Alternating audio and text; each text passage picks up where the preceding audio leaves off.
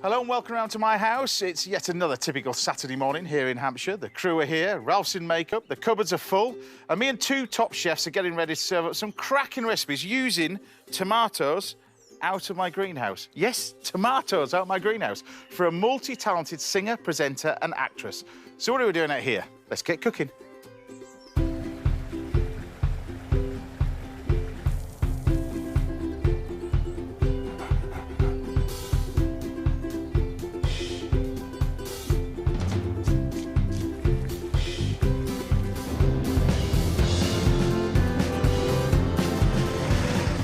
Morning.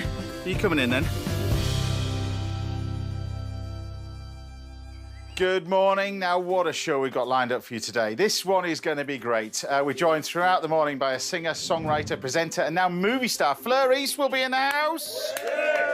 Today's food adventure is by royal appointment as I serve up more classic French cooking in the Palace of Versailles. Top chef and my old ready, steady cook mate, James Tanner, will be here as well, serving a chicken ranch salad. And I'll be tackling all of your culinary questions. And don't miss this week's Little Masterclass. It's all about tomatoes. And I've got tons of them in the greenhouse as well. All that is coming up later. But first of all, let's start the show by saying hello to a chef who's so talented, it makes me sick. It's my old mate, Mr. Atul Kochhar. Chef, it's welcome to the house as well. I mean, it's a pleasure to have you over here. So we've got a lot of cooking to do, including this one. I'm going to do a little ricotta flatbread. In fact, this is like a cheese overload flatbread. I'm going to explain to you where this amazing stuff comes from as well. But first of all, we're going to do a simple little flatbread. Now, I'm trying to teach Atul this is just, yeah, he might as well be studying doing it, to be honest with you. No. But we got some yoghurt. I've just got some flour. And then all I'm going to do is just take some salt and some black pepper. And what we're going to do is just add a little bit of water and make a little flatbread with this. Fantastic. And just mix it by hand. You don't need to be too fancy with it, but we're just going to bring all the ingredients together and make this nice little flatbread. It's really, really simple, this. And, you know, let's face it, there is a little bit, well, summer, autumn, a little bit of sunshine left around. Absolutely. But, we can pop outside, fire up the barbecue, or you fire up your wood-burning oven, which is actually burning my back at the moment. So, and you just mix this all together like that, and it's going to produce this amazing little bread. So while I'm doing this, hopefully, by the powers of the internet, because the internet's not great down here, as you know. Yeah. They're all running around trying to find mobile phone signals. But hopefully we can go live to Ollie. I can see him to meet Mario from West Yorkshire. Well, not originally from West Yorkshire, but now from the Yorkshire Pecorino Company. Wow. Where he makes this amazing cheese, a selection of amazing cheese. So Mario, there you are. Welcome to the show. Hi, James. So tell me about why all this started, how it all started, because you're not originally a Yorkshireman. Where are you from, really? Where are you from in the world? So I'm from Italy, Sardinia. It's a little island in Italy. So, yeah, I came here about 2001 just for learn English. And that's, you know, to go to college and go back. But 20 years later, I'm still here. I met my wife, Sonia. That's why I stayed. And now making the cheese. And now a couple of kids, a wife, and now a business up in West Yorkshire. So where did the idea for cheese making come from then? So I was doing the farmers market around Leeds, and I was looking for a special product in 2012. And I went to Sardinia to see my family. And my brother and my dad, they were making cheese, the pecorino, at home. Their hobby. Father is a fisherman, brother is a chef as well. But they were making like a cheese. And I said, oh yeah, I've got the product. And I came back and I went to Sonia and said, get on the phone, let's drive around, find where we can find the Yorkshire sheep's milk. It took me about 6 months, and after we found one farmer in Harrogate, so I'm nagging for a couple of months to get me the milk because he's in the milk. Because he's in a group, he was allowed to give me the milk. And one day I went with a cash and said, you know, I would like some milk. I would like to start now. And he gave me 30 litre. That was in 2012. And, you know, trial and error, and I had to do the cheese better than my brother. And yeah, that's where it all started. So it's family rivalry, really, is it? One in West Yorkshire, one in Italy. And tell me how. Yeah. I mean, you start off with a particular milk that decides the cheese you're going to make, or you went straight away and you went ricotta and pecorino. That's what I want to produce.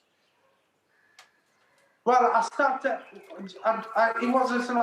It was a trial and error because I'm not a cheesemaker. Well, I wasn't a cheesemaker at the time. I am now. I was trying the recipe, and I had a little idea what to make. It was actually the Yorkshire Pecorino Fresco. It was one of the first cheese we ever made, and the ricotta came straight afterwards because you make the cheese, and after you make the ricotta because it's a byproduct. So we just use everything from the milk. So the ricotta is a byproduct from the pecorino. Yeah. Yes, and after from the whey as well, we make the Italian donuts as well. So we use everything with the milk, with the byproduct. We don't waste anything. And after some way, it goes back to the farm for animal feed. Well, it's amazing. I'm trying to use it over here. I've got some beautiful figs over here. So I'm popping the figs on this little bit of flatbread that we're doing over here. I'm taking some of this amazing cheese. I mean, you've already tasted it. This is amazing, I tell you. This is out of this, insanely beautiful. There you got a Michelin star chef telling you it's amazing. It's so good, Mario. Really, really beautiful. Mario, one thing that I'm interested in as well, because obviously there's a bit of family rivalry in all this. Who's winning the argument now? Because I see behind you, you're not just making it from 30 litres anymore. Now you've got a serious business behind you. Yeah, the battle I won a long time ago after 2 years because I'm not competitive. I just like to win. That battle I won. I've got that now. My head is gonna go that big because we got altogether between 80 to 100 awards, which about 40 are gold awards. But in 2016, we managed to get top 60 in the world. So with the Super Golden World Cheese Award. So I've just taken this, and all I'm going to do is just pop it in here, just in there. While that's in there, I'm just going to show you with these walnuts. We've just made a stock syrup over here. I'm going to take the walnuts, because this, you can have this recipe, Mario, as well. So this is not Italian, but this with your cheese is amazing. It's a Yorkshire recipe. It's not a Yorkshire recipe. We don't have. We'd like to think we've invented everything, but Mario's now learning from this. But we take our sugar and water, and we make a little stock syrup. So it's not a thick stock syrup, but you put the walnuts in the stock syrup, and then what you do is you lift these out of here. You have them in there for not very long. You lift these out of here and then deep fry them. Wow. And by putting them in the stock syrup, when you deep fry them, they go sticky. They're amazing with cheese. They're absolutely delicious with cheese. So I'm going to take caramelizing these it and just pop these in the fryer and just deep fry these. And they only want about a minute in the fryer. You don't want to brown them too much. But by caramelizing them, well, not caramelizing them, but putting them in the stock syrup, you soften them and then you deep fat fry them, and they taste amazing. Now, this has been in the oven for not very long, but look at that. See, Mario, I need to go to Sardina and open a restaurant, you see. We'll swap. With a Yorkshire Pecorino. We can go fishing as well with my father. We can go fishing, and I love that as well. But you've got, and then this cheese just melts. It's beautiful. And then beautiful. you can take a little bit of the ricotta. And you're saying you love this. I love it. I think it's amazing. You take a little bit of the ricotta as well. So it's a cheese whammy, is this? But you take the ricotta cheese as well over the top. Beautiful. And then you can take some Italian ham. We can pop that over the top. Like this over here as well. So while I'm doing this, Mario, can you have a wander around and show us around this amazing cheese? Because we can see it over your shoulder. So can you show us give us a quick 20-second tour around your place? So off you go while I put this back in here. There we go. Wow. How amazing. So what is that in there? What's that stuff? This one is Yorkshire Pecorino Fiore. That's the Fresco. Yeah. This one is the new one. It's called Holy You. And just quickly, we go in here, and that's where we make the Leeds blue. That's our Leeds blue over here. Wow. And how long, just out of interest, how long before you go, how long does it have to be in there before it is Pecorino? It must be in there for a certain amount of time, no? Yeah, so the Leeds blue is about 30 days. The fresco is about 20 to 30 days as well. Making the cheese is quite easy. It's looking after the textile, the hard is the hard job. Mario, it's amazing what you've been doing. Keep up the good work, and you're more than welcome to my home county. Take care of yourself. Speak to you soon. Take care. Thanks for sending me this. It's amazing. Bye. Thank you very much. Bye, Mario. Thank you. Okay, thank you. How amazing is that, you see? It's beautiful. So this has just come out of the oven, and then all we're going to do is take these walnuts, but I just want to have a taste of these. You can put a little bit of salt on it as well, but when you put them in the sugar, I mean, Oh, yeah. it's amazing, isn't it? Yeah. But they soften up. So good. Soften up with, I think with... And not overly sweet? Just not overly sweet, and it's just a little bit of stock syrup. It's not a dessert stock syrup, that kind of sort of stuff. But we take our walnuts over the top. You can then take a little bit of roquette as well if you want, just a few bits of roquette. Sprinkle that on there, like that. And then it's up to you whether you put honey. I've got some beautiful honey over here. That'll do good. Yeah, or you can put a little bit of olive oil. We'll put a little bit of both. Why not? But you just take a little bit of... Did you think Mario had a little bit of Yorkshire accent with his I think he's got very much a Yorkshire accent. He's got more of a Yorkshire accent than I've got an Italian accent, to be honest with you. But isn't it amazing? That's the great thing about doing stuff like this is if there's one thing that's come out for us chefs' point of view, with COVID land and everything else, we've appreciated what's on our doorstep, seen what's on our doorstep. And look, you too can do stuff like that. You don't need a fancy pizza oven, which is cremating my back at the moment. It's boiling hot. You can do this over a barbecue. Just turn your oven so it's so hot, as in so hot. Get yourself a pizza stone as well. Crank the oven up, and you can do that. But it's a simple flatbread. You're not making a little pizza. It's just a nice little flatbread. It's beautiful. There you go. Bon appetit. Well done. Yay!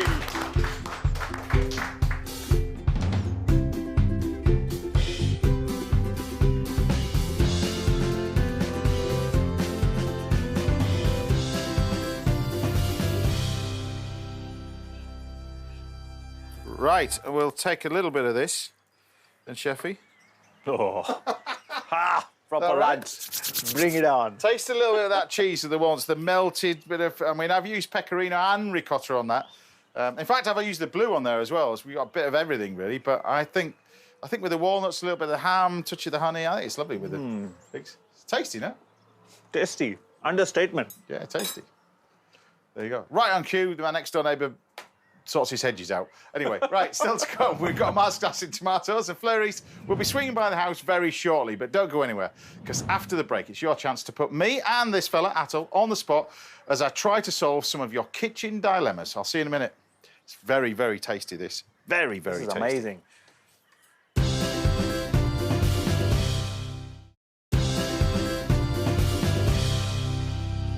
Welcome back. Now, I'll be giving you a masterclass in what to do with an abundance of tomatoes, and we'll be welcoming the brilliant Fleur East to the house very shortly. But first, Atul is still here. We're going to try and answer some of your questions now. It's the fun part of the show, really.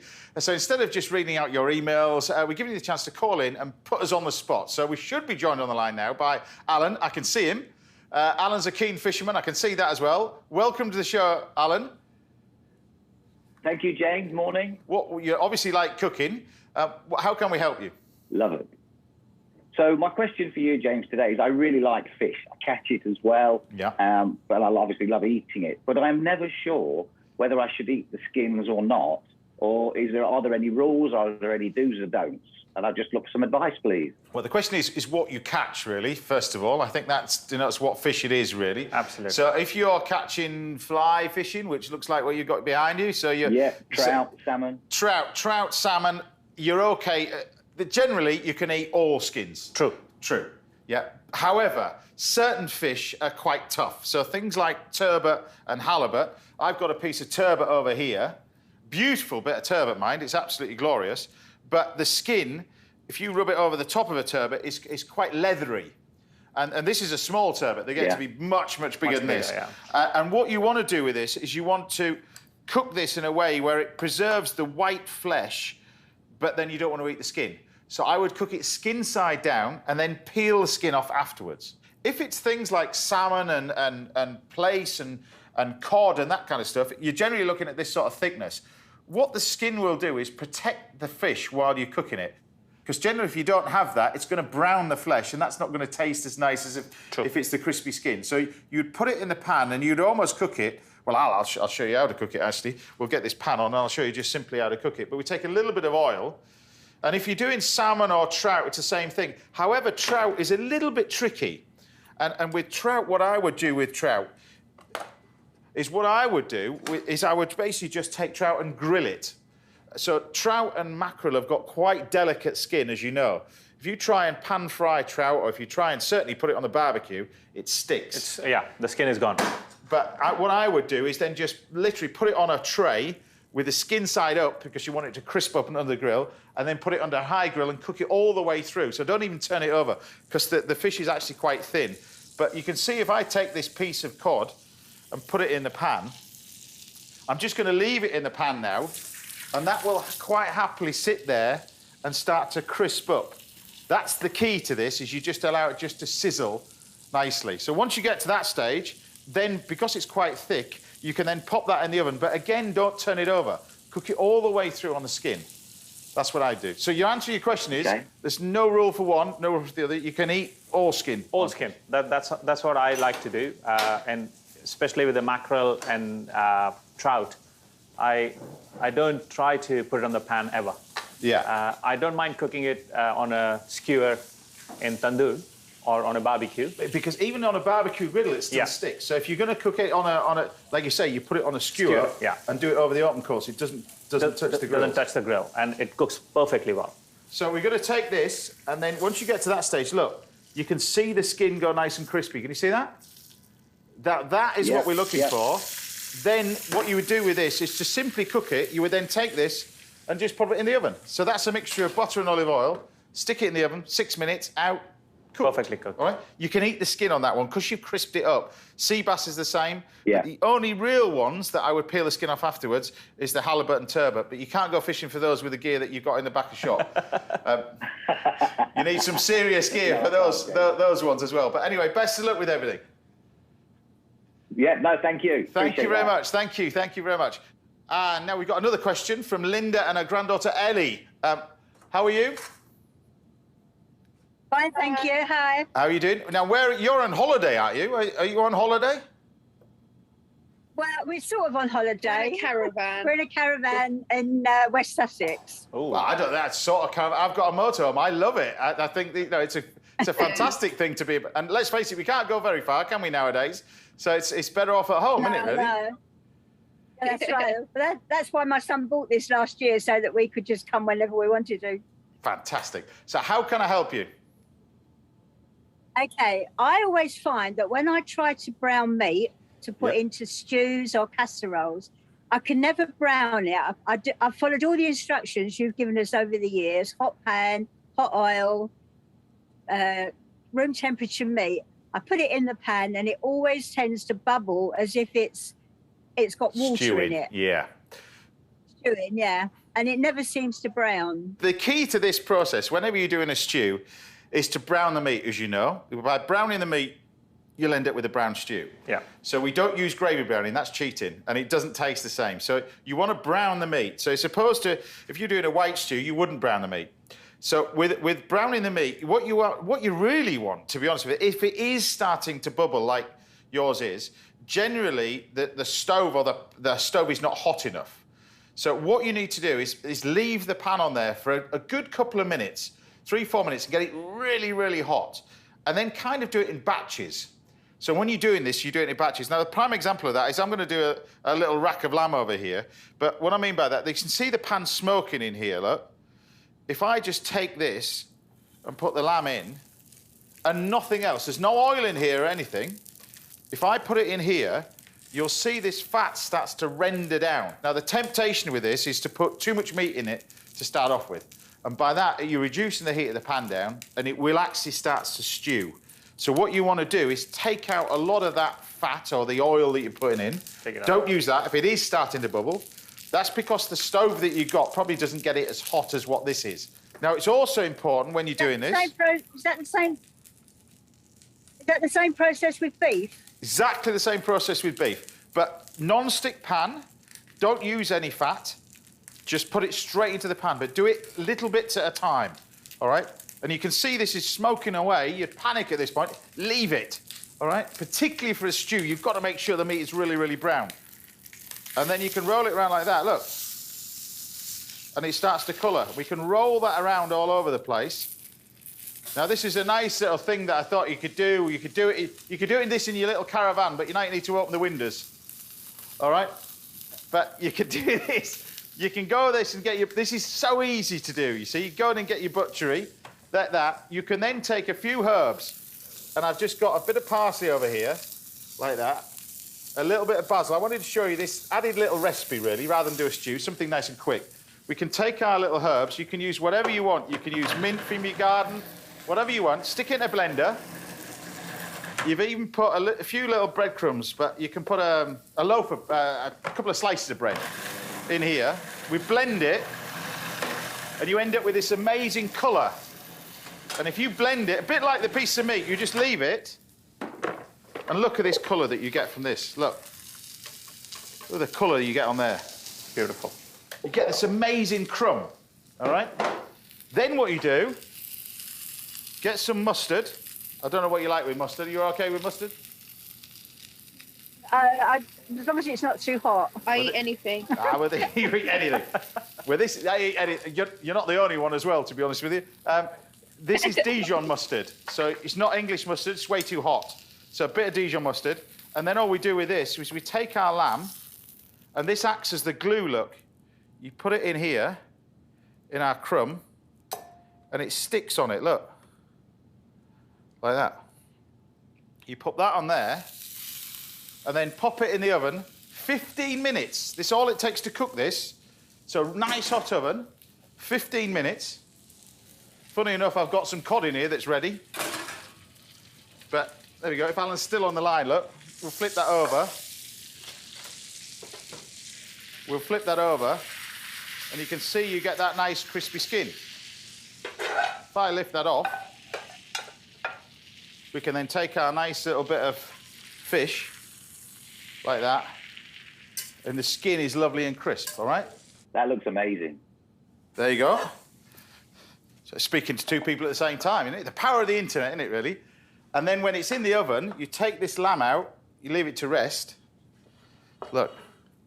And then when you carve it, you've got a nice little bit of herb crust over the top of your lamb. Wow, gorgeous. Look, it's crispy, crumb, it's delicious. And this bit tastes amazing as well. Like that. If you want it to stick even more, just put a little bit less crumb on it. I've thickened this up too much, but there you have the beautiful lamb. It only takes 15 minutes in the oven, but if you're doing it for stew, make sure your pan is nice and hot and don't put as much oil in. In fact, don't put any oil in. Just put it straight in the pan, and the fat from the meat will start to colour the meat anyway. So, no oil next time. Okay, lovely. Happy with that? Thank you very much. Good, that's all right. Thank you, yeah. Two for the price of one, really. In fact, we've got three. We've got Atul here. Who's going to try and answer this question, if that's all right. This one's from Martin from Switzerland. Yeah. Switzerland. He says that he grows loads of kiwi fruit and figs this year.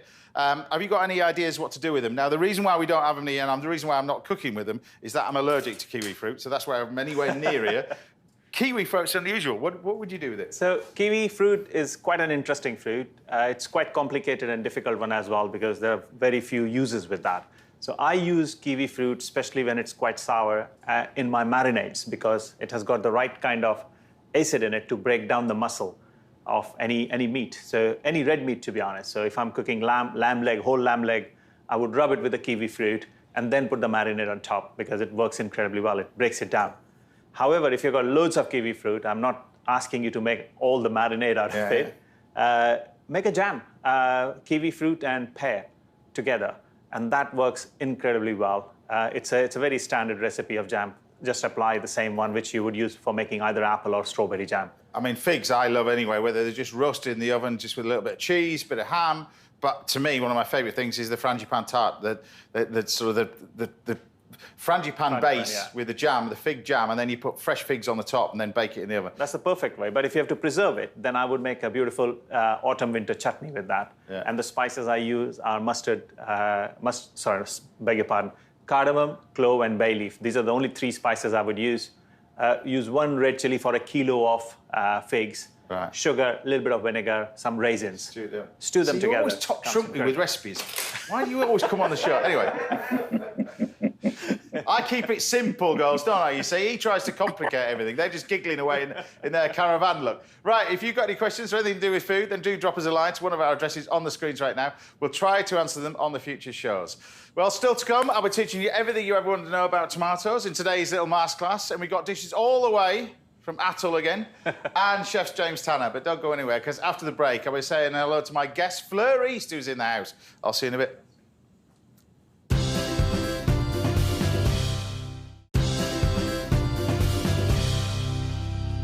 Welcome back. Now, coming up, I'm soaking up the splendour of the Palace of Versailles and the latest leg of my food adventures. And don't miss a little masterclass in tomatoes a touch later. But before that, I'm here with the star of The X Factor, I'm a Celebrity, Saturday Night Takeaway, and The Void. In fact, this must be the only show on ITV that she hasn't been on, until now. It's a brilliant Fleur East! I tell you what, this crew was excited about you coming into the house. Oh, really? You're on fire with doing what you're doing. I can't believe this is the only show on ITV that I haven't been on. Yeah, but this probably it, isn't it? Yeah. This probably isn't it, but it's a welcome to have you at the house anyway. Thank you. So I'm going to be cooking for you. We're going to do a little tempura veg to start with, because you started off with a bit vegetarian and you switch and change, but you eat a bit of prawns. We're going to do that a bit later. Yeah. We're going to do a little vegetarian tempura with a lovely little dipping sauce to go with it. Oh, nice. Now, we get several guests on the show where I don't know where to begin with a career. So should we begin at what you're doing now? We might as well, and then we'll go back the other way. Usually I start at one end and Void. I mean, that must be a fantastic thing to be involved, honestly, to be involved in. It's incredible. It's a game show. It's very physical. There are a lot of laughs because you see people trying to cross from one platform to the other via a series of crazy obstacles, and you see some pretty epic falls. You do actually as well. Yeah, I've laughed a lot doing it, and hosting it with Ashley Banjo has been a lot of fun. Well, that's really the kind of thing when you look at it. If the presenter's having fun, it's good fun. Yeah. You know, that's what hopefully it comes across on camera, and it certainly does with you. Yeah, it is good fun. What's hilarious though is the way that it was filmed for continuity. Ashley and I had to wear the same outfit for every single episode. So people are tuning in every week going, yeah, guys, did you not have any other clothes? Really? Is that what it was? Yeah, and it's like, well... It can't happen on this show, because in literally about 2 hours, I'm caked in flour, stuff like that everywhere. But we've just got a nice... This is part of the reason why I'll get caked in batter, but we've mixed this all together, and then I'm going to basically take all of our lovely veg that we've got here, and I grow a lot of this stuff down at the bottom of the garden. Wow. These beautiful spring onions. Just check these out. But spring onions, when you put the tempura, them are amazing, but keep the root on. I'm taking all the notes. Yeah, you're taking notes on this one. Yeah. Don't start doing cooking shows. It's another thing I haven't ticked off. Don't start doing cooking shows as well. Now, obviously, we've got The Void. I mean, there's so much to talk about as well, but I'm a Celebrity. I remember watching you on that as well. How did you find that? I like a challenge. That's the thing for me. And I guess, you know, growing up watching I'm a Celebrity for years at home with my family, and then getting asked to do it and have the opportunity to go into the actual jungle, I mean, I couldn't say no, but the hunger was the worst part. And I did I was like a student before I went into the jungle. So I watched probably every episode that ever happened before, because I wanted to know what all the trials would be like. And then I fasted for a week before, because I knew the hunger was going to get me, and I love my food. Right. So I did that to just get my stomach ready. And it kind of helped, but I've never been so hungry in my life. Don't you find it weird doing a show like that because you've got no control over it, or you don't? Oh yeah. You don't know what anybody's thinking of you. It's quite a raw thing. You leave yourself quite open, don't you? It's very scary, because the X Factor is essentially a talent show that happens to be on TV. It's not really a reality show. Like, you're kind of going there because you love to sing and you want to do it as your career. Whereas I'm a Celebrity, like you say, there's cameras on you 24/7, and you're just being yourself, and then people vote if they like you as a person or not, which is really daunting. Yeah. It's interesting how, and also, I mean, I started off at one end of your career, but I'm going to go. We'll go backwards and forwards. But when you mentioned the X Factor, it was everything that you wanted in your life. Because when you read about you, music was in your blood. It was before you were even born. There's a great story, isn't there? With your mum. Is that right, with the headset? Yeah. So my parents used to play music through headphones onto my mum's stomach when she was pregnant with me. And the earliest memory my parents have of me is when I was 2 in the back of my dad's car, just singing along to the radio. So definitely did something. So they had music in their lives, were they? Oh, we used to play music every single day in the house. There was not a day where we wouldn't play music, and sometimes all day long as well. So it's really cool, like vinyls, CDs, everything. And was it always singing for you, or is it musicians, or what? Never tempted to play a bit of music, or not? Or... Well, I had a keyboard when I was 3. Yeah. And oh, I had a keyboard when I was 3, but it didn't sound like Coldplay, to be honest with you. No, I wrote some of my earliest things on my on my little keyboard. Yeah. But I used to just play by ear, and then I did a few lessons. I dabbled a bit, but singing was always. It's always been my first love. And you're saying that because you've managed to do all manner of different sort of stuff as well. But when you get to sort of do what you did at singing and been on the X Factor, you tried to do it before, didn't you, in the X Factor? You didn't succeed and then went back in again. I mean, it's notoriously difficult, it's a music industry. Hard. Far more difficult in this industry that we're in now, and television and all that kind of stuff. Much more difficult. How did you find that, really? Was it... Because when you speak to a lot of people that have been through what you're doing, you actually felt disappointed because it's not what you thought it would be? Well, it's interesting because for me, I guess my story is a little different because I did it for the first time when I was 16 and left the first week of the live show. So I had a little bit of a taste of it. And then I went away and I was so determined to make it in the industry on my own because I was like, if that's what it's going to be like, I want more of that. So I went away and grafted, gigged up and down the country, performed in clubs where no one even cared that I was there, and walked away going, well, that's paid for my rent. Yeah. Those kind of gigs. So I had a lot of experience under my belt when I went back the second time. So, yeah, I wasn't really surprised by it too much because I'd experienced the industry a little bit. But it is intense. It's really intense. And it's very different to, it changes all, decade to decade, the music industry changes. But, you hit it at a particular time when it was about the sort of the shows, the TV shows to launch a career. So, and then by not winning, you almost was better off by not winning. Well, it's bittersweet, actually, because I'll never forget the moment where I was standing there with Ben Haynow. And they're like, and the winner is... And I was like, this could be it. This is the moment. And it was like, Ben Haynow. And I was like... And it's kind of like, you practice that face of... You see, the actor did my microphone out when I was doing Strictly, because I used to go through, and he goes, James, you're through. I used to go off. Like another week. Dim the mic. But it's one of those things, you do that and you come second and it gives you the opportunity to do what you do. Well, yeah, because a lot of people were saying at the time, backstage, when it was very raw still, going, this is good. Second is good. And I was like, oh, whatever, you're just saying this to make me feel better. But, I'm really grateful for that platform because I've got to do so many amazing things. And still music as well, because we've got to talk about the radio show. There's so much to talk about with you as well. But, the radio show that you've got now, it involves you to dabble in the music as well. Yeah. Is it something you still want to be involved in the music? Because you seem to have been sort of disappeared off and done other things.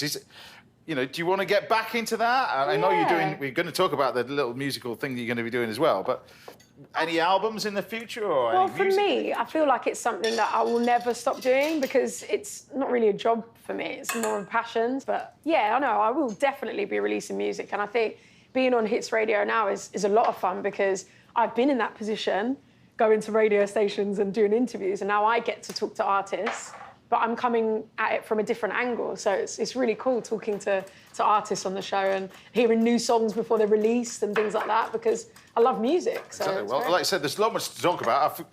I'm nearly finished, really, but not actually nearly finished. But so we've got a veg fry, and I've done this in batches. That's the key to this. So we've got these are the spring onions. We've got the peppers in there, the carrots as well. You can tempura carrots, really simple. Great. It's just sparkling water. That's all it is, and salt. Now the sauce, we've got a little bit of sake. in the sauce. Oh, wow. A little bit of rice wine vinegar, some sugar, some ginger, that's the key to it. And then what we want to do is boil this all up. Now, we've got a little bit of miso paste as well, which is this nice. amazing fermented soybean paste. You get the white or the dark, but you get this beautiful flavour from it, from the decent amount of sugar in there. Now, I didn't know how much chilli you like, whether you like it quite fiery. I love it very spicy. Good. We'll pack a little bit of spicy chilli in there as well then. Extra hot. Extra hot. We'll put a little bit of green chilli in there as well. We'll put it really, really extra hot. But that goes in here. And the idea is you boil this up, because it's got a decent amount of sugar in, and the little bit of miso paste, you get this quite sticky sauce with a nice few herbs in it as well, like that. And then what I'm going to do with this, you get your nice little pot. Ooh, We'll take our sauce. fancy. There we go. Nice little pot. We've got our nice little plate. Oh, wow. We take this, and then you've got your deep-fried veg. We put plenty of salt on it over the top. What? Do you always present food like this on a daily basis, though, or when the cameras are off, do you just like slap it all Do together? you know what I eat? And this I got in trouble with this. Have you ever had Rice Krispies? There are other cereals available. Rice Krispies. Right. I'm going to tell you that little chef's secret. Okay. Rice Krispies, top of the milk, full fat milk. Don't go for that semi-skim stuff. It should be banned. So full fat milk over the top. But you don't shake the milk. You just get that little bit. You need that thick bit. Put that over the top. Then you take double cream. Wow. Okay. We're not finished yet. Over the top. Tablespoon of caster sugar, and then wait 3 minutes. 3 minutes. Okay. Then eat it. Oh. It is unreal. So it's like Rice Krispies, like topped with layers. Yeah, it sets with layers of cream. Oh, wow. It's unbelievable. When you eat it, it reminds you of a goose. I mean, I didn't think I'd come here and you'd recommend Rice Krispies and cream to me. Yeah, you make all kinds of noises when you're eating it. But Fleur East, you've got a mission now, I tell you. Right, so there you have it. If you want to put a few bits of greenery on it, we will do. We've got some fresh mint like this. Again, we'll just take a little bit of mint. We can put that over it as well. It looks amazing. Just some mint over the top. But there you have it. Tempura veg, nice little dipping sauce. Done. Nice.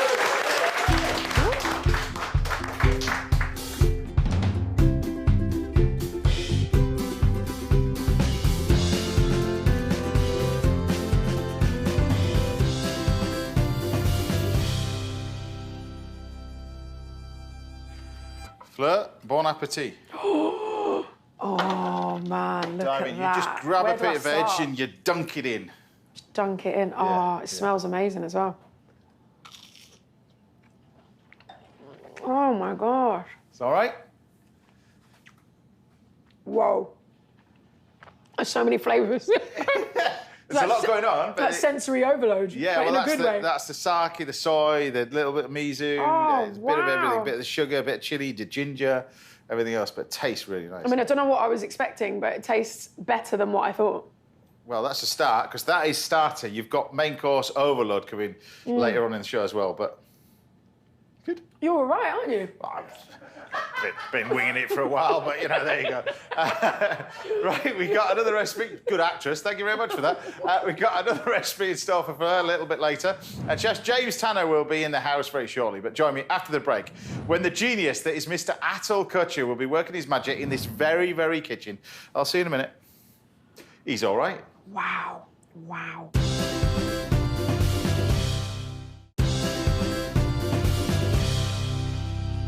Welcome back. Now, Chef James Tanner will be here, and there's plenty more to come from my guest Fleur East later. But first, I'm here with a chef who's cooked some of the greatest dishes that I've ever eaten on TV. And that's honesty saying that. It's the one and only Atul Kochhar. Thank you. Thank you, James. This smells amazing. It's been smelling all morning amazing. What the hell are you cooking? James, this What is is this is a nostalgia dish. I grew up in a place called Jamshedpur in Bihar, which is eastern part of India. Right. And every end of the year, 31st December, we would party like mad. Right. Wouldn't sleep. Next morning, we'll wake up, the whole family and the friends and the neighbors will get big trucks, load all the ingredients, all pots and pans, but no stoves, and go for a picnic spot, which is called Dimna Lake. And whole Jamshedpur used to come there for this picnic. Yeah. And we would cook these 3 things all the time. Right. So I thought, okay, why not I share that with James? James has always run away from my curries. Let him get in this time. Because I know that well, you make it look easy, but yeah, go on then. So we'll start with mustard oil. That part of country uses mustard oil for its cooking. So two things, red chili and cloves, they go in first. Yeah. Saute that, and then as it starts crackling and the red chili starts changing color, you add onion and bay leaf together. I've said it before with your cooking, the onions, it's the base of Indian cooking, no? Solid base, because we, talking about Indian food, we don't use any meat stocks for making sauces, so we have to cook onions really well to get the right color, the texture, the flavor. You add in one whole garlic like that. Right, okay, fair enough. It's a very rustic dish, James. And so all this in time, you're all getting this. I'm just envisaging you. You all by this lake.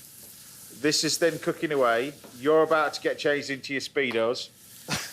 That's it. That's it. That's what we do. So, you know, we get this cooking. So for some reason, women never cooked on those parties, on those picnics. Right. Men had to cook. Yeah. So we wanted recipes which would cook slowly on its own. Yeah. So we can get back to real job, which was drinking and chatting. Okay. So this was the thing which we did all the time. So Okay. look, onions haven't kind of gone colored or anything. Yeah. You just add lamb at that time. So what is this lamb? Any particular piece of the lamb? Is this just... I always love cooking with shoulder of lamb. Yeah. I know leg is beautiful, rump is amazing, but this one for slow cooking, nothing can beat this. Yeah. So I always like using this. Quickly seal it, Yeah. and then we have to make this paste, but that's made with tomatoes, garlic, cumin, coriander powder, turmeric, red chili, mustard powder I have used. You can use a little bit of mustard paste instead. Right. Ginger, black pepper, and green chilies. Garlic as well, ginger and garlic both. And you just blend it and you get this, okay? Yeah. So there's nothing goes in there. All the spices It's a are in tomato here. base with spices and ginger. That's it. That's it. So you seal, just make sure that lamb is nicely sealed. You don't need to color the lamb. And once it's sealed, you add this paste. Now, Okay. now you never stop as chefs go. Every time I sort of, in fact, I've given up following you on social media now because you've just every time I look at you, you're somewhere else, and you've now Wembley, opening a place in Wembley. Yes, we are, James. Right. So it's just outside Wembley Stadium. So I always wanted to do a casual dining space. Yeah. You know that.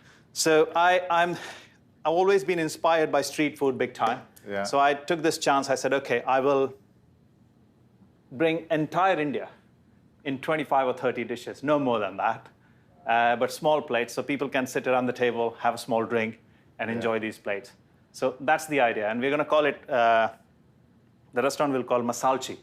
Right. And Masalchi is the guy in traditional Indian kitchens, like equivalent to Chef Saucier in French kitchen. Yes. Yeah. So you got to do all the sections of Indian kitchen to understand how to blend spices for each and every dishes. So Masalchi is the guy who blends spices for all of them. So he's the spice master, so to speak. So Well, you are the spice master anyway, aren't you, really? You are. Definitely. Michelin starred and all that, definitely. At this stage, James, I'll take it away and put it on a slow stove and start cooking.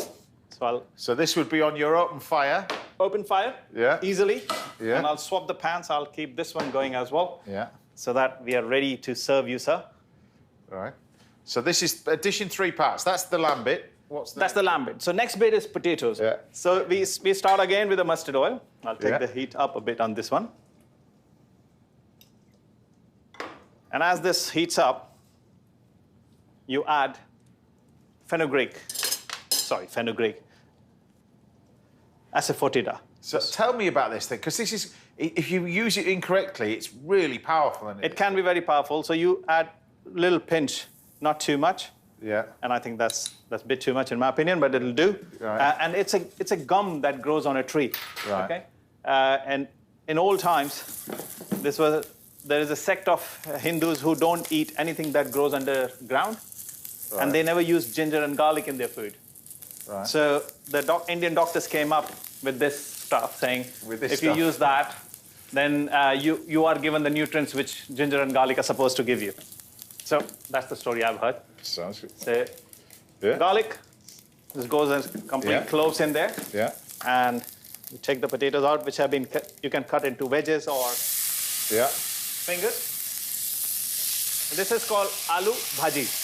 Aloo bhaji. Aloo bhaji. Bhaji or bhujia, whichever way you want to call it. Or bhaji. Bhujia. Or bhujia.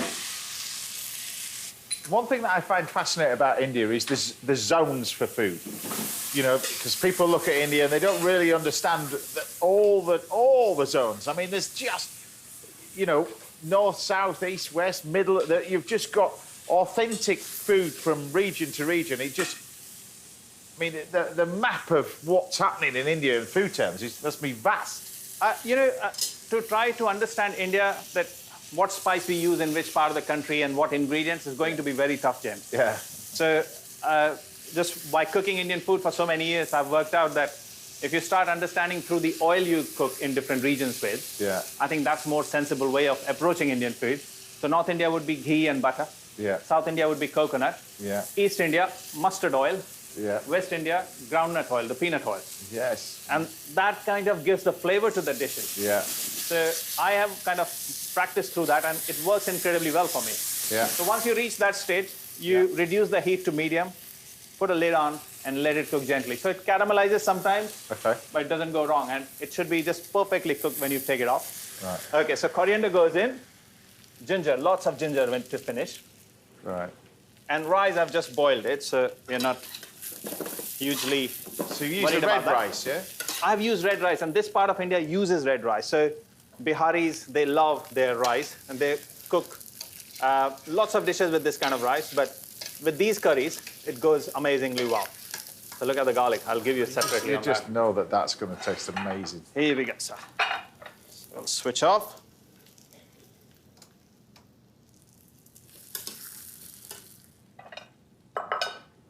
And the great thing about watching you, you can see you never get bored with food.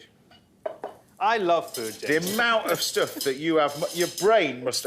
I mean, God, have you actually calculated how many dishes you've got in different restaurants that you've got? It must be hundreds. Any point in time, there must be hundreds of dishes you've got going on. Now that you have told me, today it's my job, I'm going to go count it. There must be, though. Has anybody tell you that? There must be.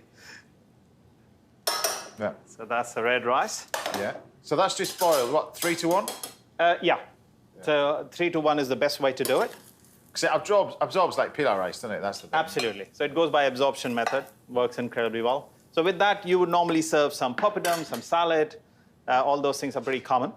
Yeah. And this lamb, I think you should cook it on the bone, in my opinion. Right. There's no better way but to cook it on the bone. And look, all the onion and the tomatoes have kind of melted away. It's just gone in to make this rich gravy. Some ginger, and I will seed this garlic separately for you, and some curry on the side. So give us the name of this dish. So I call it Bihari lamb curry, aloo bhujia, and chawal. Thank you.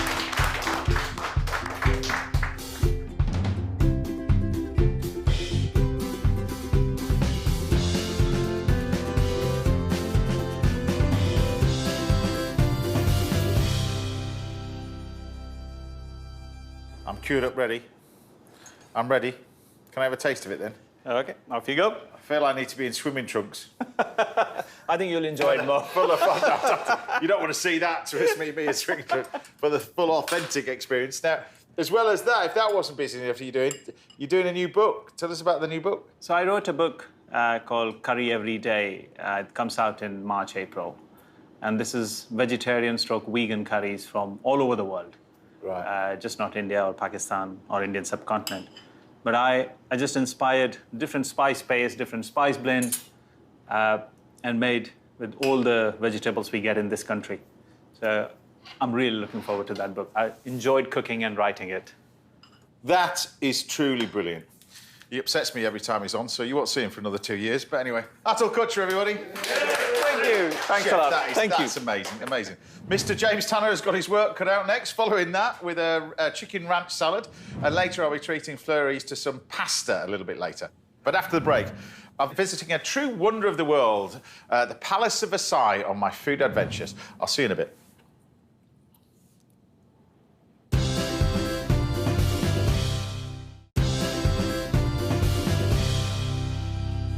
Welcome back. Now I'll be showing you how to make a classic tomato consommé in this week's Little Masterclass. And I'll be laying on lunch for my guest, Fleur East, shortly. But before that, I thought I'd take a look at some of the dishes you've been cooking at home. And you guys have been so busy. So first up, we had a message from Ellis Elias, who sent us this video of his Côte de Boeuf cooking away on the barbecue. I bet you that tasted amazing. And for dessert, a big thank you goes to Leslie Webster for sending us this picture of a cheesecake that she made with Jersey black butter. And Jersey black butter's amazing. It's that sort of, you cook apples and spices and they're cooked in these big pots and they cook for ages and you get this really intense stickiness to it with it as well. But it's brilliant with a cheesecake. Top work there. Now, do keep sending your pictures and videos coming in. We'd love to see what you've been inspired to cook at home. Right, it's time to look back at another one of my favourite food adventures. This week, I'm stepping back in time to soak up the history of the Palace of Versailles to serve up a classic bit of French cooking. Enjoy this one. I've nearly finished my royal potter around Versailles. I could get used to these surroundings, you know. The world-class architecture, the abundant market, and the gardens are pretty special too. Not that bit. But there's one part of the garden that interests me more than all others. This is Potager de Roi, or King's Allotment. A market garden originally commissioned in the 17th century to keep a fresh supply of fruit and veg on the royal table. And under the watchful eye of the original director, hello there, I'm ready to do my final cook. Now, out of everything in the garden, I thought I'd use this because it's safer than trying to cook with that thing. But I thought I'd use this wonderful cabbage to go with some beans to make a lovely little cassoulet. So come over here, Rob. I'll run through the ingredients. We've got some veal chop here, some onions, some garlic, a little bit of butter, some white beans. You can use haricot blanc, you can use flageolet beans, rosemary, parsley, tomatoes, and cabbage. It's a real simple, rustic dish, this. Proper food, as we call it. In the pan, first of all, we'll just grab a little bit of olive oil. Now, it's quite important to use oil first when you're cooking, I think, veal chop or steak, because you want to get the pan nice and hot. If you use butter, it can burn too much. You can add that to it later, but look at this. Beautiful veal chop. Now, to be honest, I think it's one of the finest cuts of meat out there. Beautiful thing. I'm going to cook it like steak, but whenever possible, get it on the bone like this. This is a cutlet of veal, Côte de Veau, as they call it. Just beautiful piece of meat. So, a bit of seasoning, black pepper over the top, some salt, both sides, and get this straight into the pan. Now you can turn up the heat and get it quite hot, like that. Bit of black pepper and salt on the top. And the cassoulet side of this thing is really simple. It uses onions and garlic at its heart, really. So just a little bit of shallot, finely chopped, because this is quite quick. So chop this up. Now, I like using shallots for this because they're much milder than sort of the large, white, Spanish-style onions that you find. So when you cook them, it's not as harsh. So a bit of that. Plenty of garlic. And obviously in France, there is no shortage of that. So plenty of garlic. Good, maybe 3-4 cloves will be suffice for this. But do you know what? I'm going to put another one in as well. But I love garlic. Bit of garlic like this. And then all we do is grab some butter. Half the block. Get this pan nice and hot. And throw in your shallots and your garlic. Now, at the same time, you can chuck in the beans. I've got some white beans here, haricot blanc. It's entirely up to you which ones you use. Flageolet beans would be a good one. Whatever you use them out of a jar, drain them off. They're perfect for something quick and simple like this. So throw the beans in. Bit of rosemary. Now, the gardens around here would have been full, and still are, full of fantastic herbs like rosemary, thyme, sage, that kind of stuff. So there's certainly no shortage of this stuff around. So decent bit of rosemary in there. So get it nice and hot. This cassoulet will cook at the same time, really. Now throw in your tomatoes. I bought these wonderful little tomatoes from the market earlier. They can go in. Bit of cabbage. And to be frank, there was plenty to choose from out there. So I'll just take a few of the outer leaves, like that. And then grab your cabbage, wrap it up, and then kind of just thinly slice, really.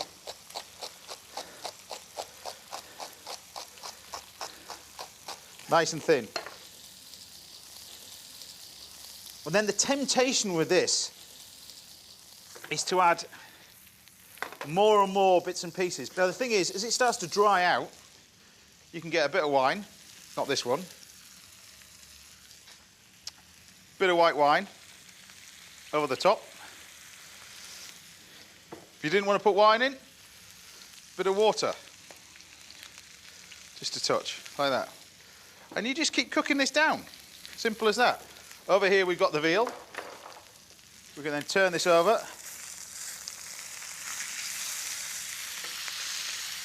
Come on, look at that.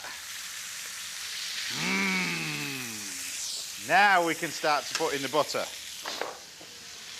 Just a little bit in there, bit in there. One for me, one for you, one for me. Look at that. Now we start to bring this together.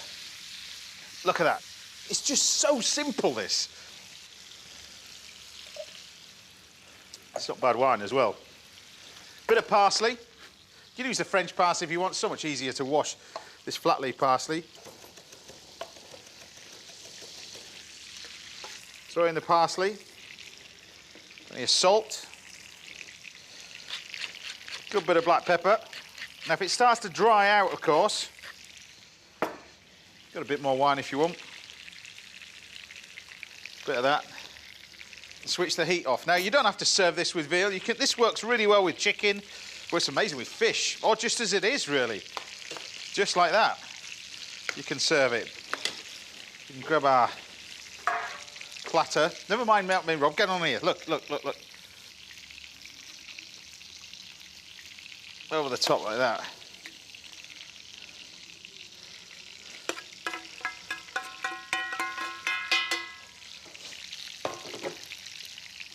And then, of course, you've got your veal chop. Best thing I find is just roll it around in the butter just before you serve it. So it glazes as well. And there you have it.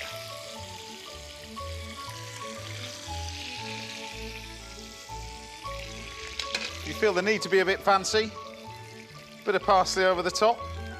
And there you have it, pan-fried veal chop with a cassoulet of beans and cabbage from the garden, cooked in a greenhouse.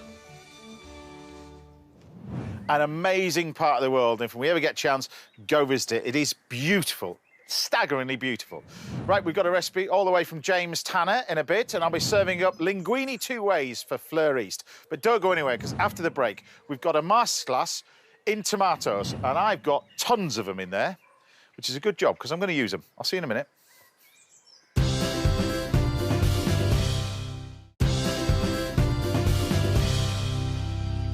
Welcome back. Now, I'll be laying on lunch for my guest Fleur East very shortly. But first, it's time for this week's little masterclass. And this week's masterclass is all about tomatoes. Now, it's one of my favourite subjects, this, because when I started and when I actually bought this house, the very first thing I ever built was that greenhouse. Before I built anything, that greenhouse is the first thing I built to remind me of my grandparents. My granddad was an amazing veg producer, together with my uncle. And that's where I really fell in love with food, I think, from a young kid. So I've still got tomatoes. I grow them every year in the bottom of the garden with varying degrees of success, not as good as he has, but you're learning. It's a learning process. But I've got plenty of tomatoes over here, some beautiful tomatoes, all different shapes and sizes. But what do you do with them? Because generally tomatoes, they all sort of come together. The best way to do this is to make several different things out of it, but make one dish that you can use for a variety of different things. So I'm going to start off by making a little consommé. Now, it sounds very complicated, but in actual fact, it's very, very easy. What you do with a consommé, first of all, is you start off with a base of ingredients, but you want simple ingredients, ingredients that are not going to overpower the main ingredient, the main part of this, which is tomatoes. So we take a little bit of shallot. You don't have to use too much, like that. We take a little bit of garlic, not too much, maybe just a clove of garlic for this. That's all we want. You can keep the skins on it if you want. Then what we're going to do is pop it into a blender, like that, and then take your tomatoes. Now, these you can see, you can use the soft ones as well. The most important bit with this, you don't use the ones that are green. It will work, but you won't get as much juice out of it. So you want the softer ones, or nice ripe tomatoes, and you just chuck them straight in the blender. And it's a good idea to use the red ones. You can make this with the yellow ones. It's entirely up to you. But take the whole lot. And sometimes, to be honest with you, you can chuck the whole lot, including the vine in this bit. But you want to do that. Salt and pepper. Like that. A nice pinch of salt as well. Now, it's important to season at this point. I'll tell you the reason why in a second. Because when you blend it, you can blend it into a puree. Now, you can leave this machine going for a good few minutes. What you want to do is obliterate all those tomatoes. That's the key. So once you get to that stage, you can get yourself a cloth. Now, you can do this through a tea towel if you want. The best way to do this though is through a muslin cloth. And what you want to do is you take this mixture, which kind of looks like a gazpacho, isn't it really? But this, the byproduct from this makes gazpacho taste unbelievable as well. So you take this mixture and we just pour it into here. And you can take the whole lot and just leave it. Now, the important thing is, for this bit, is you don't press it. So unlike a conventional soup where you would press it through to force the mixture out, you just want to leave it at this point in time. Because what you want to do is you want to get this clear liquid coming through the bottom. Now, it'll gradually, I've got a tiny little bit. You see this dripping very, very slightly. So overnight in the fridge is where you want to put these tomatoes now. Cover it over, leave it overnight in the fridge, and what you end up with is this amazing stuff here. This is like rocket fuel. When you think of the best tomatoes, this takes it to a different level as well, because what you end up with is tomato essence, which this is, which chefs call consommé. All right? It's a clear liquid, but the flavour from this is incredible. And you can utilise this for various different things. I'm going to do a simple cold soup, a really simple cold soup for this, but you can also freeze this in ice cubes, and you can pop this with Bloody Mary. Pop it, and it gets this whack of hit. Gazpacho, like I said, you get this tomato essence in an ice cube. It's unbelievable. But if you take this and make gazpacho out of it as well, oh, it just takes it to a different level. And you can take your tomatoes like this, and this is just a pure essence of tomatoes. It tastes amazing. So this is kind of dish one, really. I'm just going to put this down here so you can see what I'm talking about. So it's like this clear liquid, but you can garnish this with various different meats. I'm still going to use what's this as well. You can garnish it with confit tomatoes. Confit tomatoes, I mean, really, really simple. You take the tomatoes over here, you put them in olive oil, a little bit of garlic. You can pop them in the oven for an hour, low temperature, or cook them on the stove. And what you end up with is sort of sun-blushed tomatoes. So you can just drop these in the soup as well. So these are really another secondary hit of tomatoes. Think of sun-blushed tomatoes, you get this amazing whack of flavour. And all you're doing with this is then putting a few bits of herbs on it, a few bits of these. You can put a little bit of basil on it as well if you want. Obviously that classic combination, like that. Just a few bits of that on here. You can then take a little bit of oil. This is just basil blended together with olive oil, passed through a sieve. And you've got this amazing whack of oil, look. And just that on its own is just an amazing dish. But then we can take the idea of that and then utilise all this, because we don't want to waste anything, all right? The key to this is don't waste anything. And what you can do is make two sauces with what's on here. So we're going to do a simple little sauce with the mackerel. and I'm going to do one with a little bit of mussels. So we can take our gubbins in here, and you take this mixture over here, and then we can take some in this one, and I'm going to do a barbecue sauce with this one to go with the mackerel, and I'm going to put some mussels in this one as well. So you can take your barbecue sauce. You can also add a little bit of oil to this one. This is the one for the mussels, all right? So we're going to put, this is like a sauce. It all comes all in together. It's going to taste absolutely delicious, this one. So that's going to go in here. And then all we do with that one is we just throw in the mussels. So fresh mussels. These have just been pre-washed. You can take the mussels like that. They're going to go in. And then what we can do is either cook this on the stove, or we can take the whole lot and pop it in the oven. So I'm going to fire this straight in the oven in there and get that cooking away nicely. Meanwhile, over here, I'm going to concentrate on my barbecue sauce for my mackerel bit. So this is an alternate barbecue sauce. Barbecue sauce would be ketchup, it would be brown sugar, and it would be soy sauce. We're going to do something slightly different to complement the flavour of the tomatoes. So it's tomatoes, it's balsamic vinegar, just a touch. It's a little bit of soy.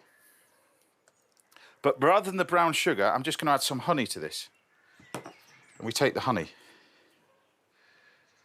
Now, you can mix and match the flavours of this if you want to. You can mix and match. You can put a little bit of sesame in there and everything else. But what I would do is just cook this down now. And this wants to cook for about 10 minutes. And then what you want to do is blend this. And you see, it gets almost instantly into a sauce there. You can blend this. And then you end up with what this mixture is over here. This sort of thick, barbecue-y sort of sauce. This is brilliant with any barbecued meats and all that kind of stuff. So you're utilising all the tomatoes is what you want. So then when we get to that stage, I can turn my attention to the mackerel, because we're going to kind of do 3 dishes in one, like I said at the beginning of this. Simply cook the mackerel is how mackerel always should be cooked. Nice and simple. I've got some beautiful mackerel over here. One of the best fish you find, I think, anywhere. But look, we'll take this mackerel. You just roll it around in the oil. And all I'm going to do is just pop it in the oven, like that. So give my hands a quick wash. Because then we can then take a little bit of salt and pepper. So a touch of black pepper. Little sprinkling of salt. And then we can brush it with a touch of this barbecue sauce over the top, like that. Now, this is going to go in the oven for no more than about 1.5 minutes. To be honest, you can do this under the grill at home, but I've got this oven going behind me, so this will only take about 1.5 minutes, something like that. That's going to go straight in there, nice and hot. So I'll just pop it in there. You can get a nice shot of that cooking.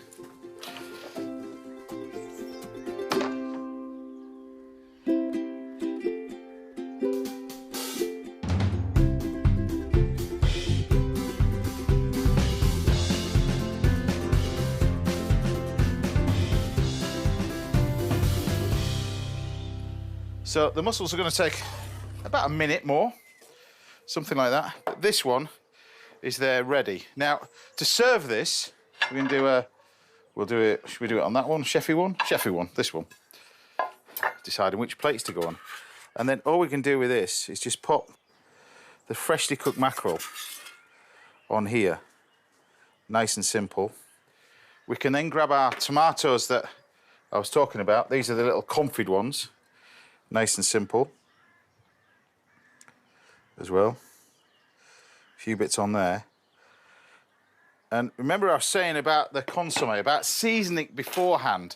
This is the important bit, because what you want to do is you want to make sure it's seasoned now. The problem is, if I put black pepper in this, for obvious reasons, it's not going to look like a consommé.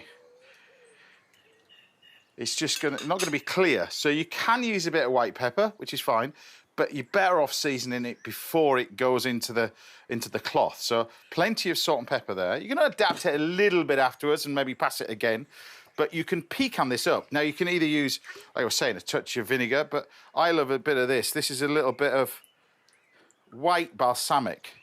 So whereas balsamic like this one is dark, this one's white. You can use a combination of the two, but this one, And all you do with this is you just take the mixture and you can just serve that over the top. And you get this whack of tomatoes, which is a little sauce.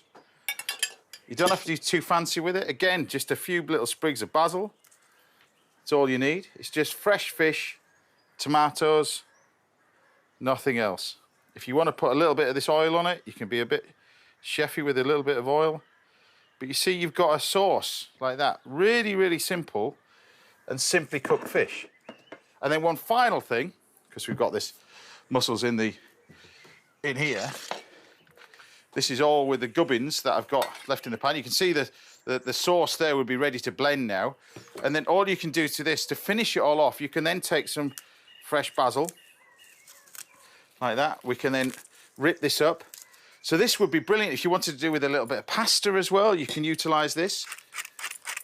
So some salt and pepper. Decent amount of salt and pepper. And then we can roll this around.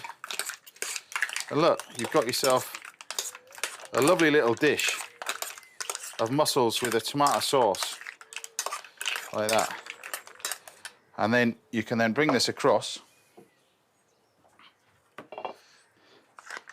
You can then plate this up on here.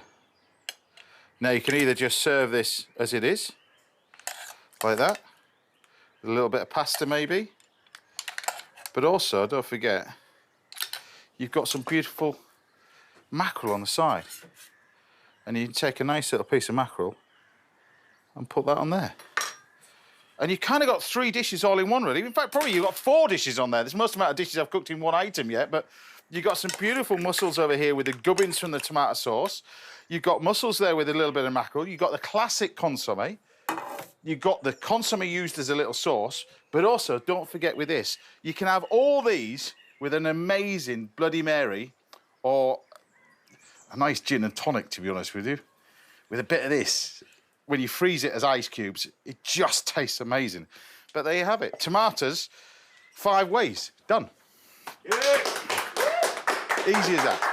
Now, if there's anything you'd like to learn about in today's little masterclass, then do get in touch. We'll see if we can help out right here on the show. Right, we've got a quick break now, but join me again in a couple of minutes when James Tanner is going to try and top trump me and Atul in the kitchen. You don't want to miss that one. I'll see you in a bit.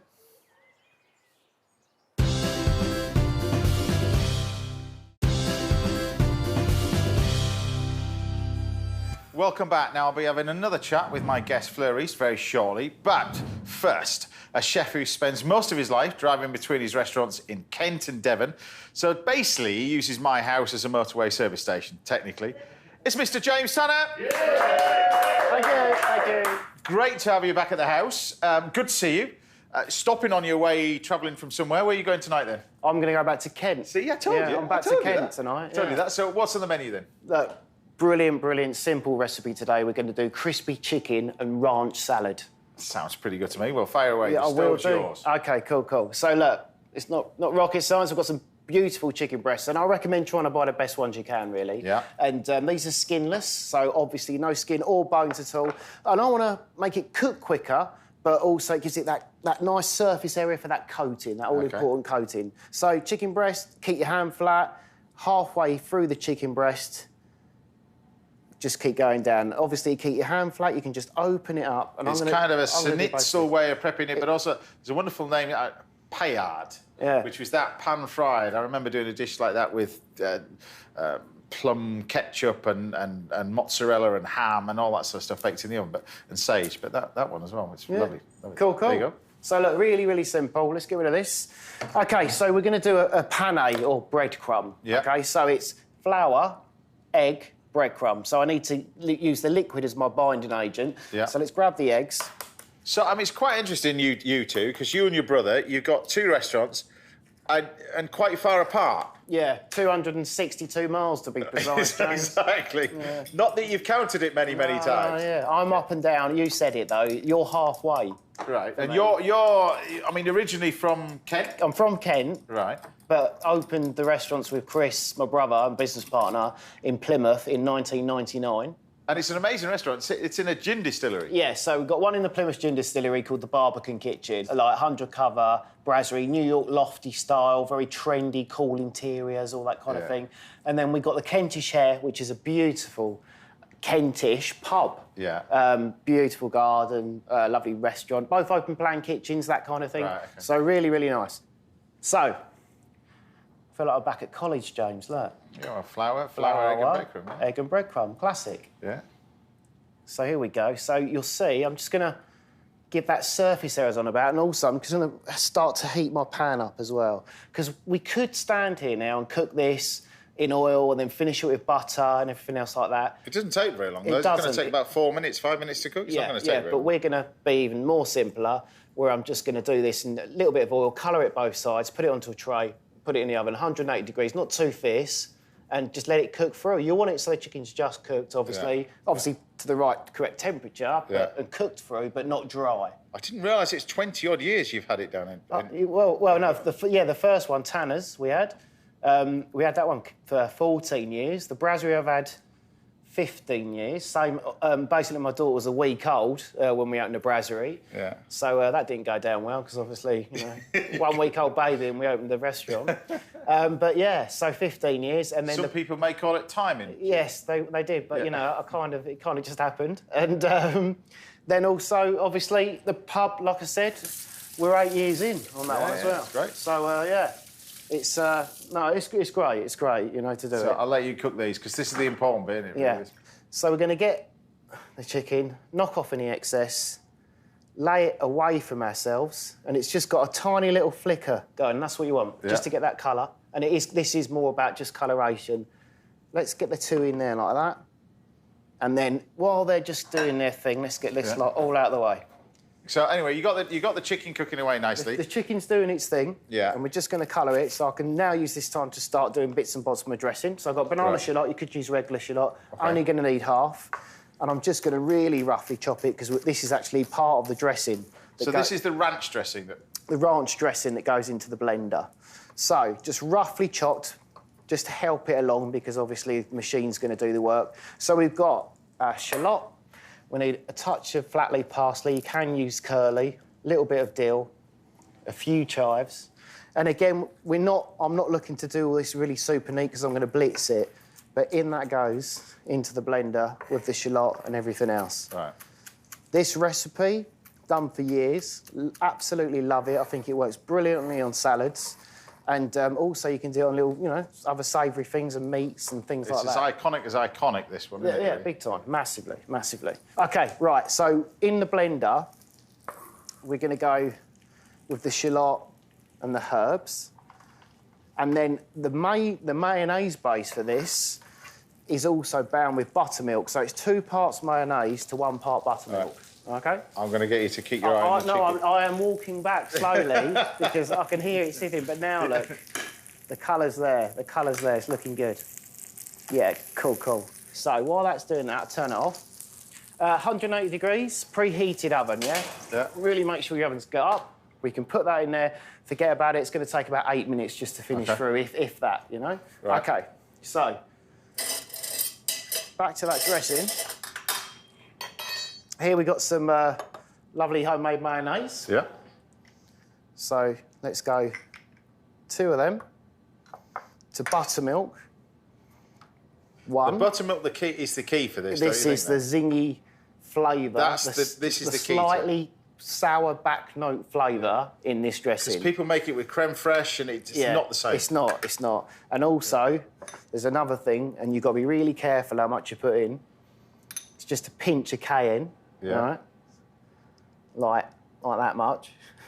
I don't want to do too much. And then, also, to help that sour flavour come through, which isn't... It's a back note, remember? Yeah. Only a couple of drops of lemon juice.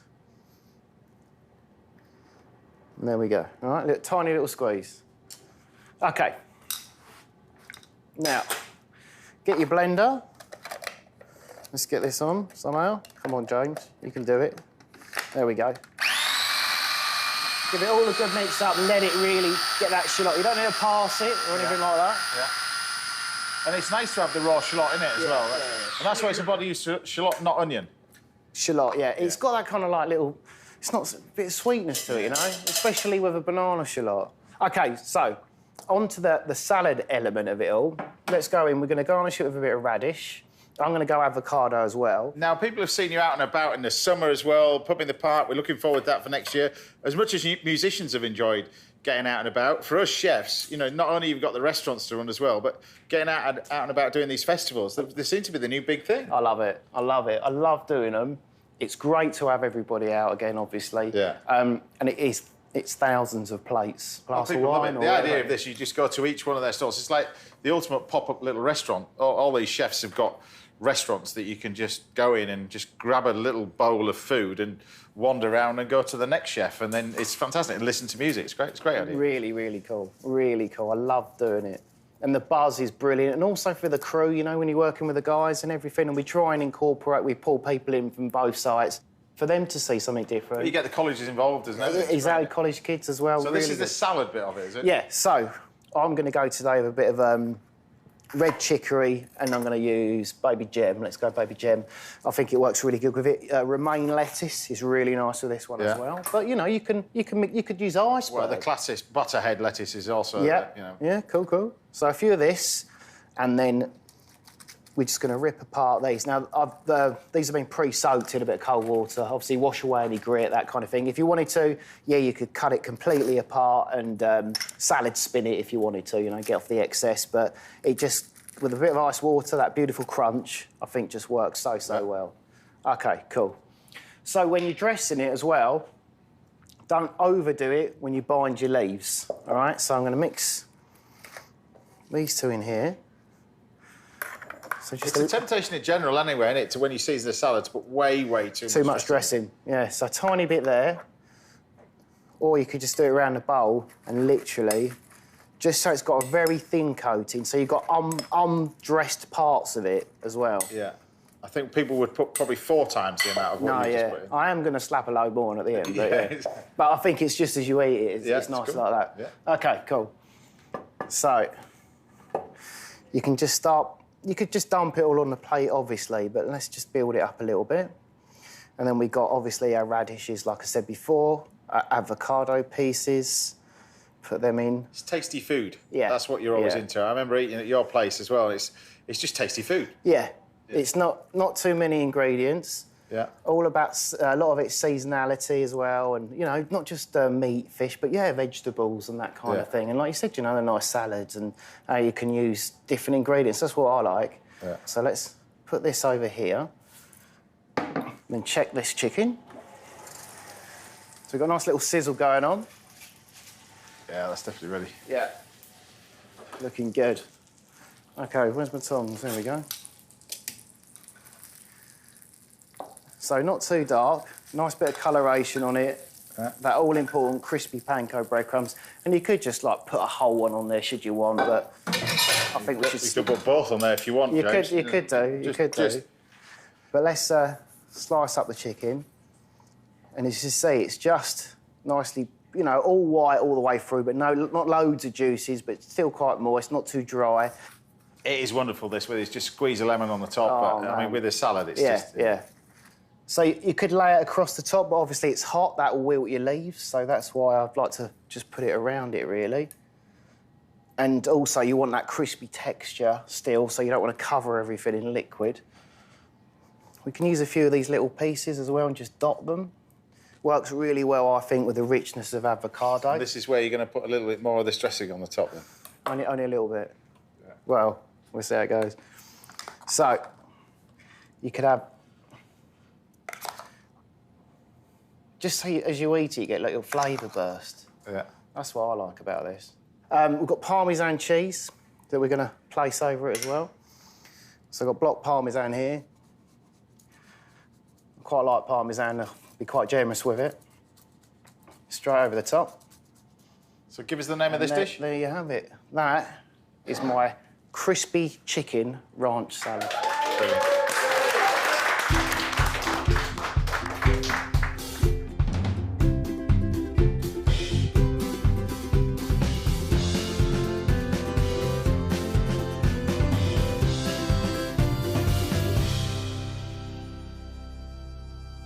Right, I'm looking forward to this. Okay. Looking forward to this. There we go. So here we go. Thank you very much. So here we go. The famous ranch dressing. And you want to taste it with all the leaves and all that sort of stuff, isn't it? You know, it's all about texture, crunch, and everything. But the ranch, for me, what does it?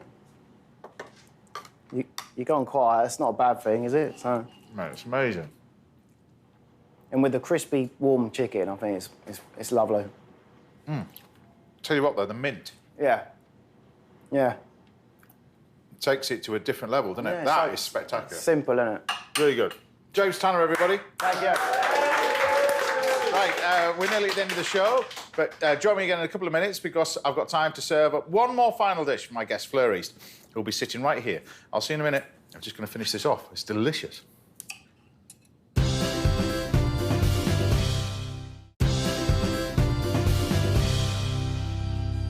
Welcome back to the last part of the show. Now I'm back in with my guest. The one and only Fleur East is still here. For my final dish, we're going to do 2 linguine dishes, because I know you love your prawns. I know you love your pasta. Yes. I'm going to do 2 dishes for this one. One of it's going to be a tomato-based sauce, and the other one I'm just going to keep it simple with olive oil and lemon and that kind of stuff. So we'll do the tomato-based one first. So this is a little bit of shallot. We're going to keep it nice and simple. So finely chopped or diced shallot if you want. So we're just going to chop that through together with a little bit of garlic and start that off in a pan with just some olive oil. So this is the tomato-based one. Do you get time to much cooking at home? Well, we didn't chat about that earlier. Sadly, no, not a lot of time. But Right. I love to cook. And it's almost like as soon as I do, and I cook an amazing dish, then I'm on a roll, and then I just want to cook even more. Is it? All right. Yeah, it's hard to find the time. I'm taking loads of tips from this. You can take loads of goodie bags home with you as well. But and of course, now people have seen you. We mentioned it at the top of the show as well, The Void. You know, it must be great to do that show as well. But there's 2 of you work so well together. Oh, it's so cool because, I mean, music's always been my first love, but I actually got a degree in history and journalism. And funnily enough, Right. Ashley and I went to the same university at the Really? same time, but we didn't ever meet each other. Really? Yeah. Which one was that then? Queen Mary University. Wow. Well, Yeah. you didn't meet each other till then, or? We never crossed paths. And in fact, the first time we actually had a conversation was on the set of The Void. Wow. Yeah. Wow. First time. So for anybody that hasn't seen it, explain the idea of it, because we're going to show a clip in a minute, but prompt it, sell it to us. So the runners come on and they have to cross from one platform to the other Yeah. over 520,000 litres of water. Right. So there's different obstacles each round. Yeah. And only one runner gets to the very end where they can hopefully win 25 grand. And this isn't like something we've seen before. You have to be super fit to do. No. It's a mind game as well as everything else. Oh, 100%. There were people that stepped up there and me and Ashley were like, nah, he's not going to get across. Yeah, that's usually pointing at me. Yeah, that's what are you talking about? And they get all the way across Yeah. and walk away with the money. So it's literally anyone's game. I think you've just got to be fearless. Fearless. Well, talking about fearless, I'm just going to do this. We're going to flambe a little bit of this. Now, I pulled out my best cognac for this one. It's 1973 this was. Wow. This was produced. We're going to take a little bit of cognac and I'm going to flame this. And while we're flaming this, Whoa. like that, while we're flaming this, shall we watch a little clip? Yeah. Yeah, watch this.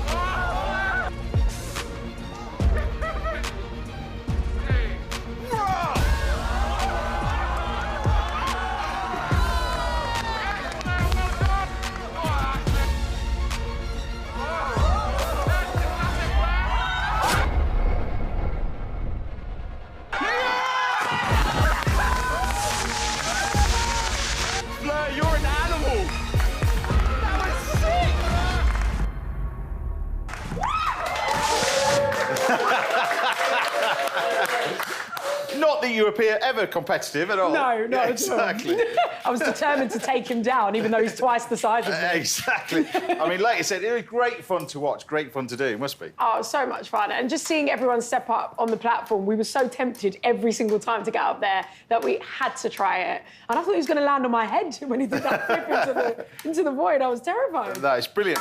This is the prawn one that was almost finished, really. I'm just going to finish it off with a little bit of lemon in here as well. So that's your prawn one. We got tomatoes, touch of cream to combine it all together. And I'm going to finish that off with the linguine. We're going to cook the rest of the linguine within it. So we're going to move that to one side. Okay. A few chili flakes. I know you like your chili flakes as well. So I'll put the lid on that one and get that one out of the way. This one over here, I'm just going to simply cook it. It's just lemon and garlic. Classically, we've got some garlic over here, which you can just crush. This is so easy to do. It's one of the easiest ones, really. So you put garlic, really good quality olive oil in. This was what I learned from the late, great Carluccio. Wow. So the way I cook the pasta is also from him as well. So he visited this house many, many times. He used to bring a whittle stick with him. Really? Yeah, this stick that he used to whittle together, and yeah, and I've got them. The pride of place. And every time he comes here, I said, I've actually got 3, and now I've got about 33. Oh, God. I've got loads of them. He just brings down one there every time. He's lovely, lovely chap, and sadly missed. But we got in here the garlic and the oil like that with the basil. But this is the key. This is what I learned from him. All right, you take your nice little bit of linguine. So this is the fresh linguine. You can use the dried one, which is that one. Okay. This is the fresh one that's going to take about 2 minutes to cook. That's all, 1.5 minutes. If you've got really fresh linguine, as in you make it yourself, about 30 seconds to cook. Oh. All right? So this all gets boiled up as well. So we mentioned the fact that you're keen into acting as well. This is something new that you've been involved in. Tell us about this new thing you're involved in, because this is quite fascinating that you're doing now, this musical. Yeah, it's a musical film. It's called Tomorrow Morning, and it's written by Lawrence Mark Wythe and directed by Nick Winston. And I had to send in a self-tape as an audition for it. Right. And I've been doing quite a few of those. So you kind of just typically send it off and think, if I hear what do you have to do with that? Is that for the part, or you just... Yeah. No, but send it in with you've read the script? Yes. So you have to deliver it as though you're in the movie. Okay. So fully commit to the role. Yeah. Sent it off, and then I got a call 2 days after saying, yeah, they want you for the part. Wow, like, so not even shortlist, straight in. I was like, this is mad. And then I didn't actually know who else was in it at the time. Yeah. And they released the poster, and then I saw that Samantha Barks was in it, Ramin Karimloo, all these icons from the musical world, Harriet Thorpe, and then Dame Joan Collins turns up, and she's in the movie. Okay. It's like, what? So have you finished it now, or is it... Yeah, finished, it's wrapped, so it'll be out early next year. Right. And I absolutely loved it, not only because I got to act, but because it's a musical, I got to sing. So I got to combine 2 passions in one. And is that something you want to pursue and do that? Because, you know, like I said, you're very competitive, but you're very driven when you speak to you, and you speak to read a lot about what you're doing. You know, you're driven in terms of your personal life, driven in terms of your, you know, you want to succeed at anything. You know. Yeah. Is that something you want to continue doing? Is acting this sort of thing? You've had a little taste of it. Definitely. I think, you know, you've only got one life, and if there's things that you enjoy and things that you love that you can turn your hand to, then by all means, why not? Absolutely, why not? We've got in here, this is the prawns. I'm going to do this one first. This is the prawns, the oil, the basil, the garlic. What you do with this, and you put the lemon in it, and what you do, when you cook the lemon with the oil, it makes it into a sauce. It's not oily, it's really weird. It goes like this warm vinaigrette that becomes a sauce when you start putting it all together. You can put a little bit of butter in there as well. Oh, it smells amazing already. You take a little bit of butter and add that to it. But then what you do is you take your pasta, and I'll turn this pasta off now because it's ready. You then take the pasta, like that, and you finish cooking this in the sauce. But you've got the little bit of water, so when you crank up the heat a little bit, it's all by turning the heat on and off, and it takes a little bit of practice, this, but you then bring all this lot together, and everything will start to come together. You can see this sauce, it goes into a sauce. This is just the lemon and the oil, like that. Bit of salt, bit of pepper, so a bit of black pepper, bit of salt. Now we put a bit more fresh basil in here as well, in at the end. We mix all that lot together. It's very honest cooking, this one. You take your nice little bit of pasta, this one, Oh, wow. And we've got this pasta over here. Look at that. With the prawns, I everything can see the sauce. You see, it makes a nice little sauce. Then we turn our attention to this one that we've got in here. So this is the one that I've cooked with all the prawns and the little bit of cognac and all that kind of stuff. We then take the pasta again and we finish off cooking this one. We take a little bit of this sauce. And it's interesting that you use a little bit of this pasta water. This is this seasoned pasta water. And you can see by this, it doesn't stick. Not at all. But this one, instead of putting basil, we're just going to put some salt and pepper, black pepper, some salt, parsley, and a squeeze of lemon. Like that. And we mix all this lot together. You do everything with such finesse. Like, I'd be really flustered if I was cooking two pasta dishes. Fleur eats carnage behind here, to be honest with you. I spent, when these lot have gone, it takes me weeks to clean up my house. But I don't know about finesse, but what you do is I love food, you see? Like, you would love music, I'm the same, but I just, you know, life to me is too short to eat rubbish. You know, it's like, you just have a bit of that, and then finally, if you want, you can get some Parmesan over the top. And there we have it. So 2 lovely little shrimp dishes with fresh linguine. Easy as that. Beautiful. Cheers. Cheers. Done.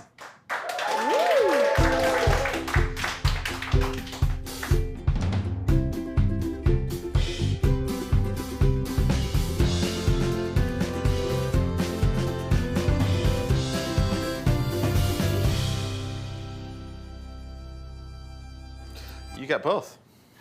Really? Yeah, you get a little bit both. So there's your ones with brandy. What a treat. I don't even know where to start. Shrimp and shrimp. Oh, I'll start here first. Yeah. Oh, my God. Happy with that? I mean, you are good, aren't you? Well, I don't know about that. I don't know about that, but, you know, I can't sing.